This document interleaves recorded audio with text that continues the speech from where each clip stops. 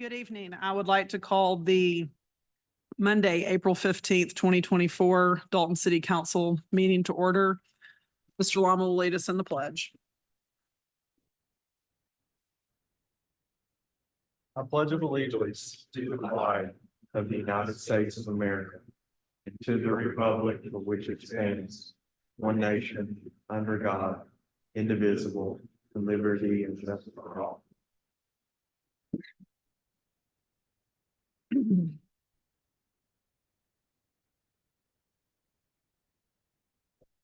You have an agenda before you. I'll ask for an approval. So moved. Have a motion and a second. All in favor? Aye. Aye. Aye. Okay. Motion carries. We have some public commentary opportunities first. Jose Martinez. If you will go to the microphone just for the purpose of the recording to be able to capture. Thank you very much. All right. Thank you, City Council members, for giving me the time and platform to address my concern. My name is Jose Martinez, and I'm a local business owner and resident of Dalton, Georgia. I'm here to bring to your attention a concerning issue regarding Rosa Negra nightclub located at 319 North Hamilton Street in Dalton, Georgia. It's important to note that Rosa Negra nightclub was formerly operating as the Noche nightclub. It has come to my attention, as well as others, as well as several concerned residents and business owners in the downtown Dalton area, that this establishment has been selling alcohol without the valid licenses required for Rosa Negra nightclub. As outlined in the city's regulations and ordinances, businesses selling alcohol must obtain the appropriate licenses to do so legally. However, it has become apparent through observation and reports from community members and social media that Rosa Negra nightclub has been operating in violation of these regulations as of this past Friday night, April the 12th, 2024. This is not only a legal issue, but also a matter of public safety. Selling alcohol without a license can lead to unregulated consumption, which poses risks to individuals and the community at large. I urge the City Council to investigate this matter promptly and take appropriate action to ensure that Rosa Negra nightclub complies with all relevant regulations as outlined in the policies created by the City of Dalton. I also ask that any appropriate fines be applied to Rosa Negra nightclub for operating without the valid licenses. This will not only uphold the integrity of our city's laws, but also safeguard the well-being of our residents. Again, just want to thank you for giving me the time to express my concern, and that is all. Thank you. Thank you, Mr. Martinez. Thank you. I have two other cards. These two gentlemen may wish to speak now, or they may wish to wait after. Mr. Erwin Copeland.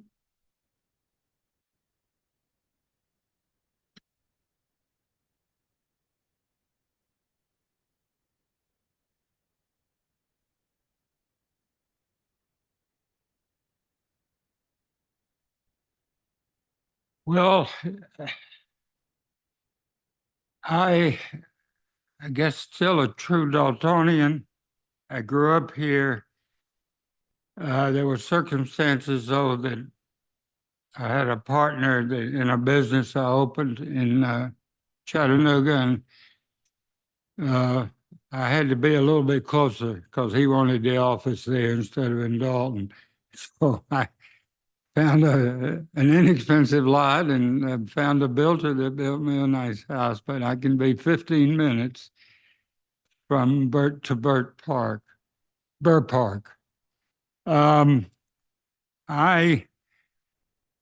It does bring back a lot of memories because I used to come to city council meetings. I did some scouting. I was a member of the Troop 60, the First Methodist Church, and I became an Eagle Scout, and even above that. So a lot of my information I would gather for different merit badges were in the old City Hall at Pence and King Street. And so this is the first city council meeting I guess I've been to in 65 or 70 years. And it sure don't look the same. It's great. It's beautiful. The whole building is gorgeous. And I'm proud of Dalton for that. I'm a real staunch Dalton Catamount fan. I come to most of all the football games. My eyesight's beginning to give me problems, and I don't know, maybe this fall might be my last year that I can even follow the ball in the air. So, but it's great to be here, and I'm not here to complain, really. I'm here to maybe get a little information and on a subject, and everybody's so nice, and I appreciate the opportunity to even get up and speak. So I want to thank you, Mayor and Councilman. Appreciate. Thank you, Mr. Copeland. Thank you. I have one more card for Mr. Mark Reagan.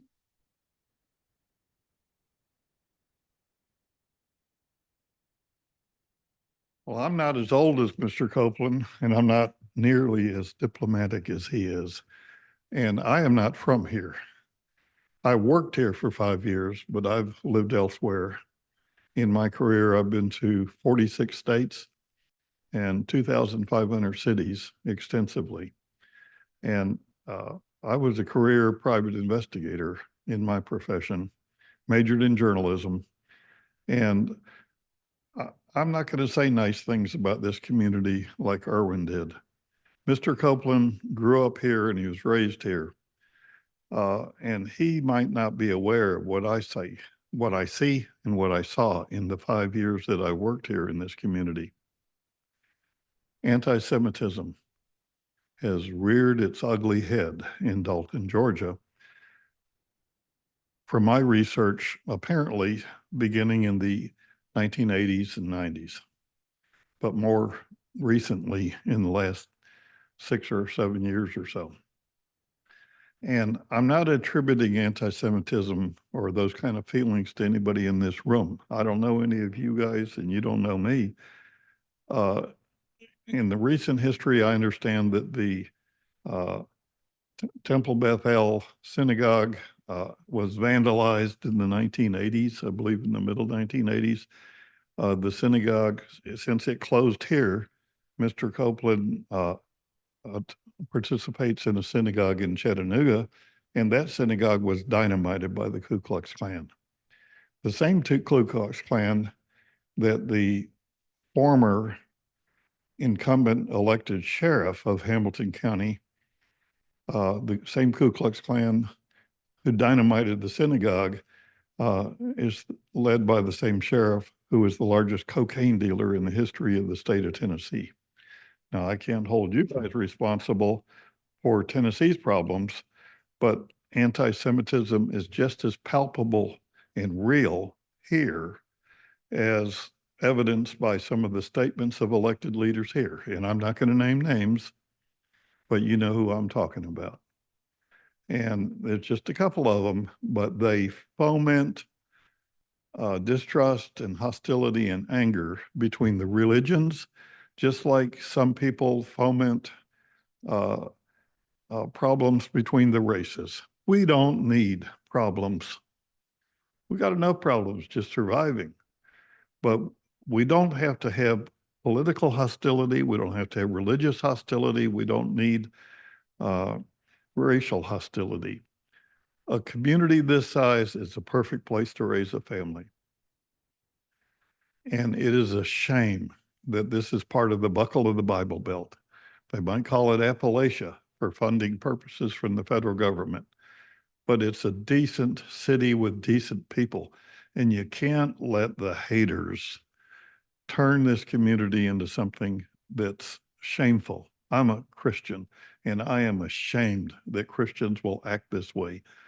Not too far from where I'm standing, I went to open a bank account for a nonprofit organization that I run, and the assistant branch manager asked who my clients were.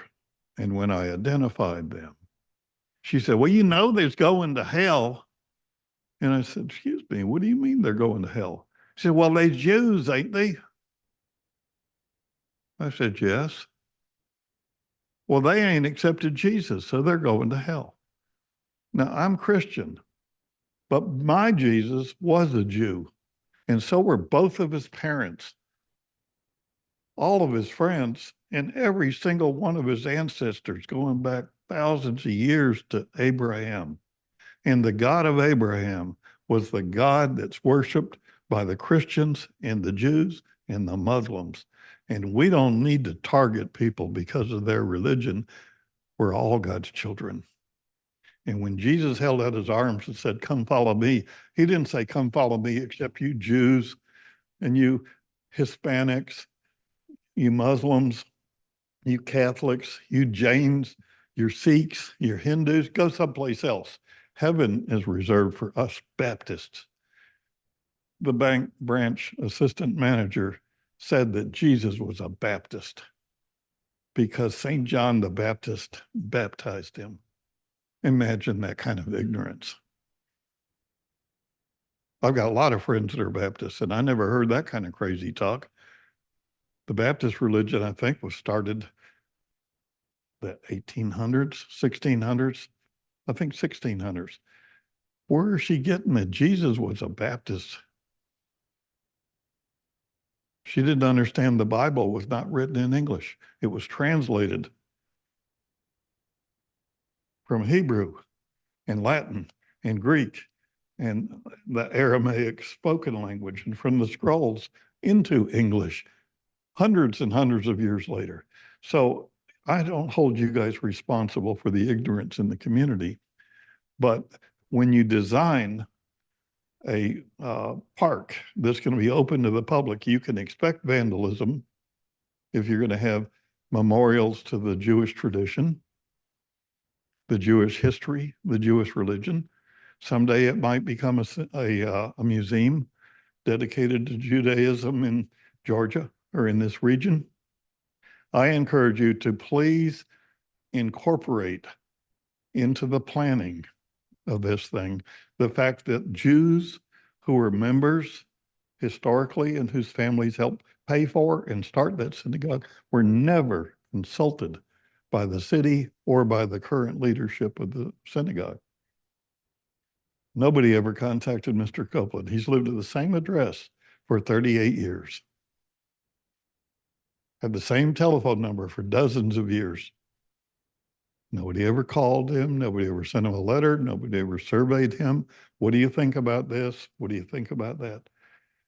In the planning, it's better to resolve this here in Dalton between the synagogue authorities and the synagogue members and participants and the city leadership and the department heads than to resolve it in United States District Court. That's my suggestion.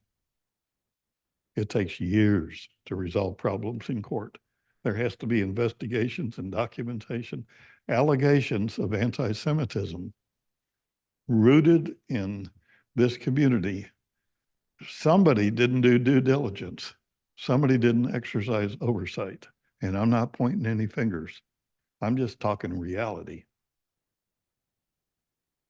If this were a property that was deeded over to the city for use as an African-American Heritage Museum or a Native American Heritage Museum or a White Heritage Museum, there would have been due diligence.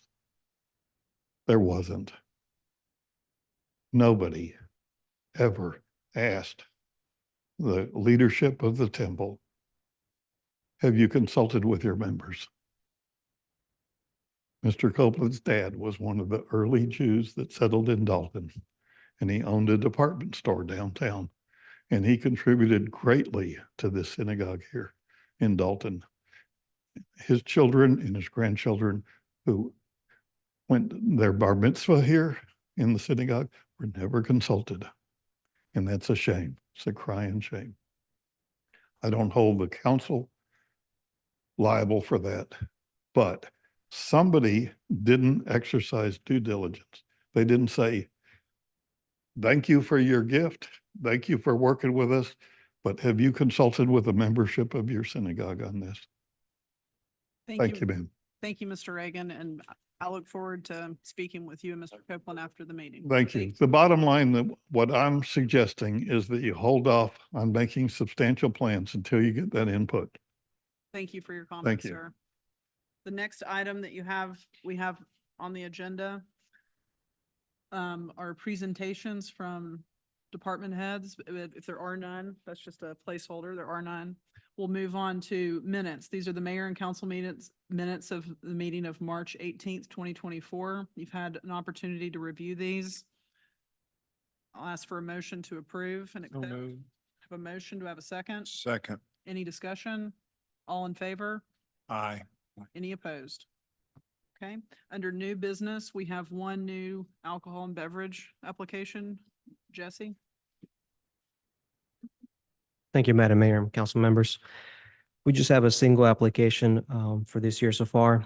The business owner is Once Winners Incorporated, doing business as Once Winners. The applicant is Councilmember Nicholas Lama. The location address is 301 North Hamilton Street. Type of license being applied for, pouring beer and wine. And as I'm the applicant, I would like to recuse myself from the vote. That's noted that Mr. Lama's not participating in the vote. Do you have, does anyone on this council have any questions for Jesse regarding this application? If there are none, I'll ask for a motion. Move we approve. Second. Any discussion? And I will need to vote as well. All in favor? Aye. Aye. Any opposed? None.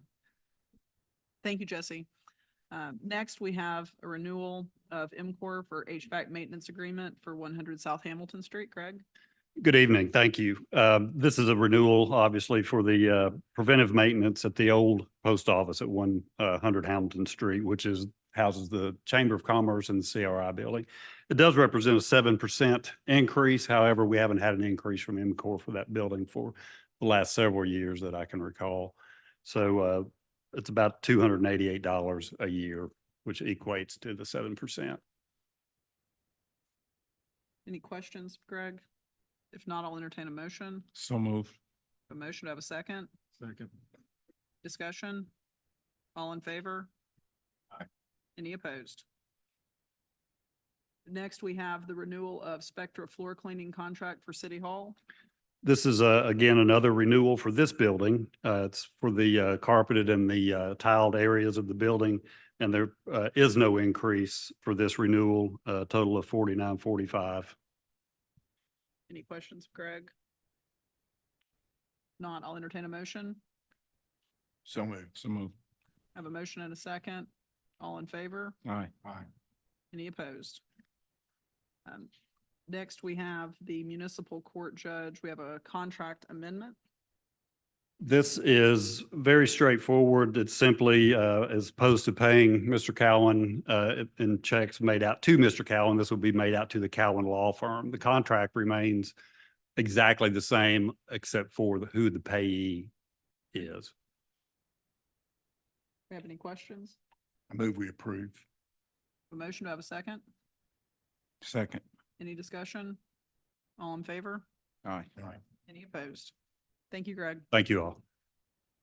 Next, resolution 24-11, a resolution to adopt urban revitalization plan. You have this before you on your screen. Madam Mayor, Jake Bearden from Whitfield County Planning is going to go over this item with us.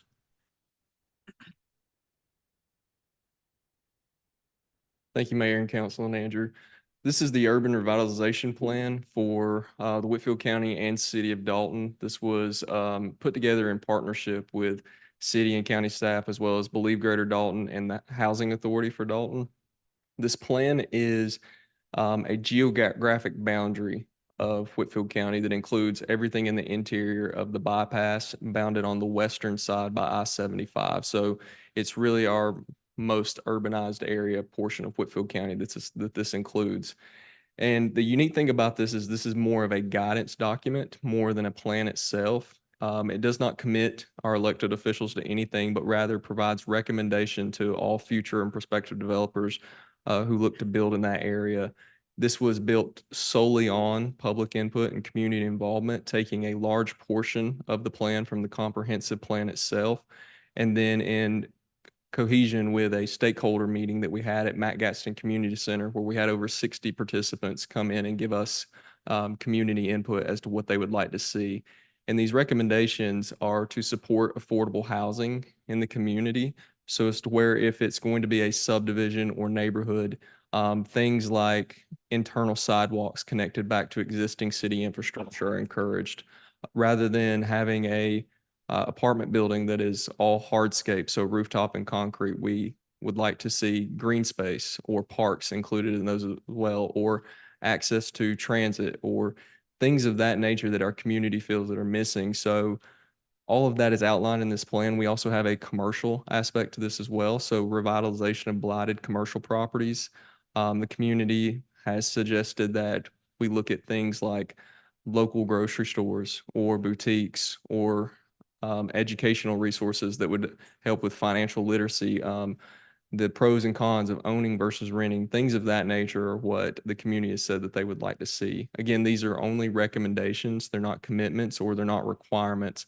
But this also allows for private developers to seek DCA funds on their own.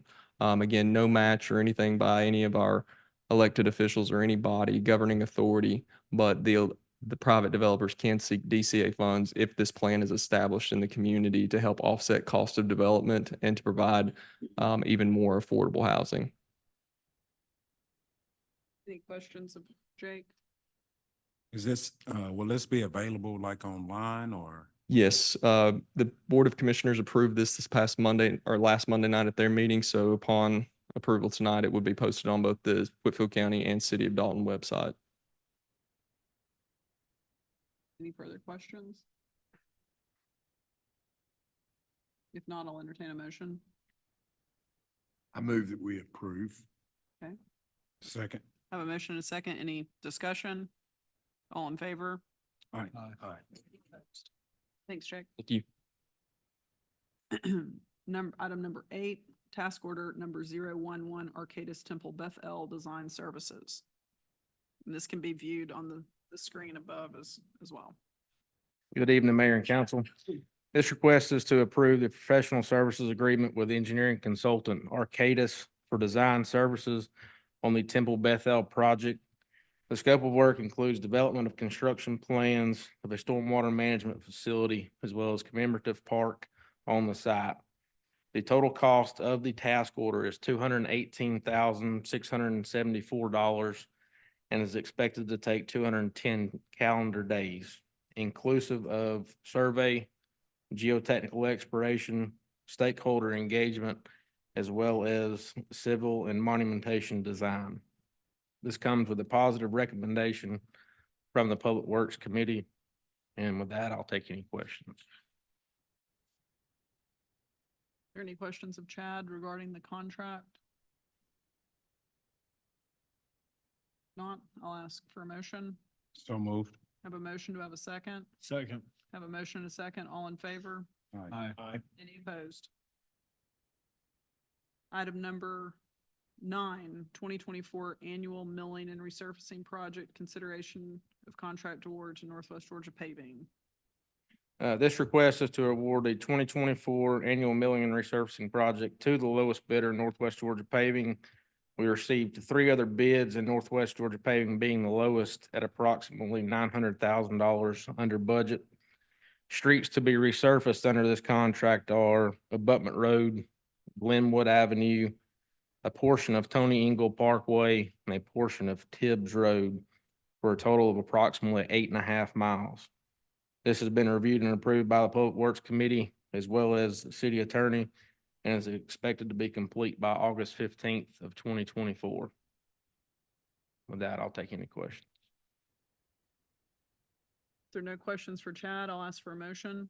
So moved. Second. A motion, a second. Any further discussion? If not, all in favor?